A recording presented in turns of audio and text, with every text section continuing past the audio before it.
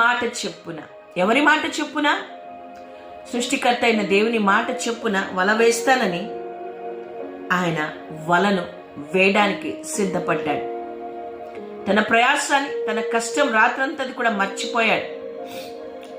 ఈ దైవజనుడు, ఈ రక్షకుడు నాతో చెప్తున్నాడు కదా, నేను వల వేసి చూద్దాం అనే ఆలోచన అతనికి వచ్చింది.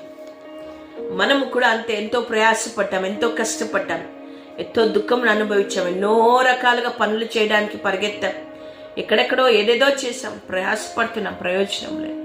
కానీ ఆయన చెప్పినప్పుడు, అనగా నీ సృష్టికర్త అయిన దేవుడు నీతో చెప్పినప్పుడు ఆ పనిని నువ్వు చేయాలి.